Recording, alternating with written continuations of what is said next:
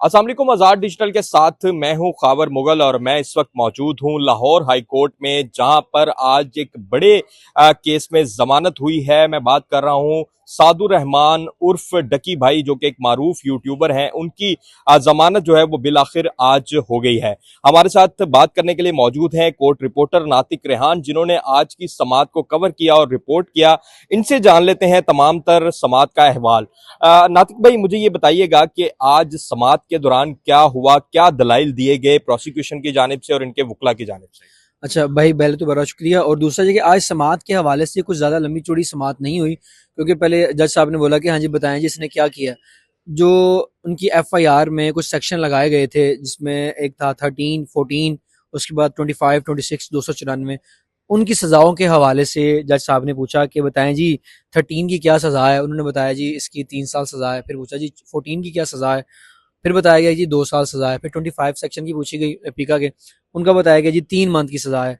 फिर 26 की पूछी गई, उन्होंने बताया कि जी इसका भी 3 साल सज़ा है। फिर लास्ट पे 294 की पूछी गई, उन्होंने कहा कि जी इसकी भी जो है ना 3 साल के करीब सज़ा बनती है, 6 माह सज़ा बनती है। फिर उन्होंने कहा जी आसिफ साहब जो एनसीसीआई के तफ्तीशी थे, उनसे पूछा जी जी बताएं जी क्या करना है, क्या किया है, क्या करना है इसका।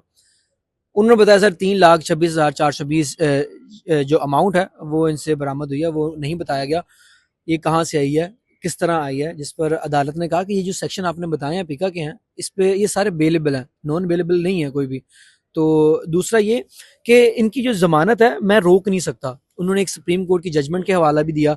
उनका कहना था कि अगर मैं इनकी ये जमानत रोकता हूँ तो ये गैर मामूली बात होगी कि मैं बिना किसी जो है ना नॉन बेलेबल ऑफेंस नहीं लगा मैं अपनी जमानत रोक लूँ। तो उन्होंने 10 लाख मचल के एवज उनकी जमानत मंजूर कर ली। अच्छा, ये बता दीजिएगा, जो डकी भाई के फैंस हैं वो बड़े मुंतजिर हैं, जमानत तो आज हो गई है, तो क्या आज ही उनको जेल से रिहाई भी हो जाएगी? आज वो अपने घर वालों के साथ मौजूद होंगे या नहीं? जी इंशाल्लाह उम्मीद तो है कि आज वो अपने घर वालों के साथ होंगे। उसका रीज़न ये है कि अभी ज़मानत ऑर्डर होगा, ऑर्डर में भी लिखा जा चुका हो। जब वो ऑर्डर हो जाएगा उसके बाद वो जो मुचलके हैं वो जमा करवाएंगे। उसके बाद वो रोप कार जारी होगा, वो रोप कार जाएगा वहाँ पर कैंप जेल, वहाँ से उनकी जो है ना रिहाई मुमकिन हो जाएगी। होप सो आज हो जाए। अगर टाइम से पहले चले गए तो आज हो जाएगी, मे बी अगर टाइम के बाद गए तो फिर कल पे जो है वो अच्छा चली नातिक जाएगी। भाई, ये बताइएगा कि बड़े अरसे से लंबा ही चलता जा रहा था ये केस, तो आज उनकी फैमिली, आज उन वो डकी भाई खुद, उनके क्या एक्सप्रेशंस थे जब जमानत हुई?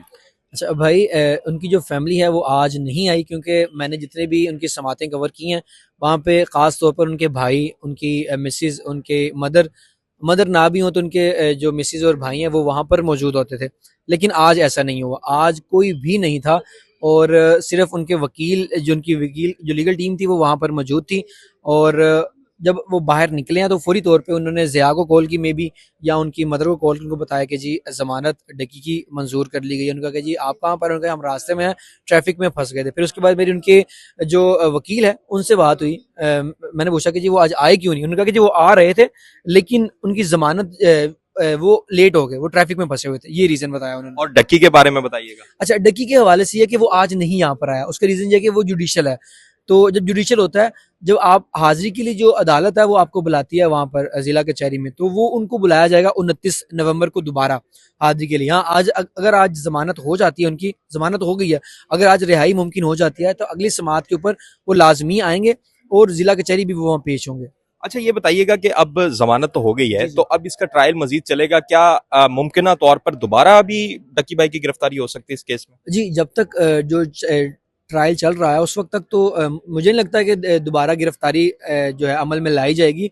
उसका रीज़न ये है कि वहाँ पे चालान जो है वो जमा हो चुका है, क्योंकि पिछली समाअत के ऊपर इन पे जो है ना फ़र्द जुर्म आयद होनी थी, लेकिन कुछ रीज़न्स की वजह से फ़र्द जुर्म आयद नहीं हो सकी। एक रीज़न ये था, उनके दोस्त थे बाबा ओपी, असद नदीम, उनका चालान मुकम्मल नहीं था। और दूसरा ये कि अरूप जदोई के हवाले से जो तफ्तीशी है उसने अदालत ने उनको कहा कि आपने इनकी ज़मानत के ऑर्डर जो है वो लेकर आने हैं, क्योंकि इन्होंने ज़मानत अपनी वापस ले लिया। अब वो अगला चालान लेकर आएंगे तो जिसमें उनको जो है वो बताया जाएगा कि ये हमारी मुलजिमा नहीं है। अच्छा, लीगल टीम के हवाले से बताइएगा, कौन सी लीगल टीम थी जिसने बिलाखिर जमानत करवा ली? क्योंकि हम देख रहे थे मुसलसल लीगल टीम्स चेंज हो रही थी और उनके फैंस भी यही कह रहे थे कि अपनी लीगल टीम चेंज करें, और उन्होंने काफी तजर्बे किए, बिलाखिर कामयाबी हासिल होगी। ये कौन सी लीगल टीम थी जिन्होंने डकी भाई की आज अच्छा जमानत करवाई? अच्छा, मैं आपको बताता हूँ, हमारे ना यहाँ पर एक चीज़ बड़ी मतलब सुनी जाती है, कहा जाता है कि ना बार बार डॉक्टर ना बदलो ठीक है, एक बार आपको एक डॉक्टर को पता चल गया ना आपकी बीमारी का, तो आप अपना ट्रीटमेंट वगैरह उसी से करवाओ। तो मैंने सुना था कि यहाँ पर बार बार वकील जो है ना चेंज करने से भी आपका केस जो है वो खराब होता है।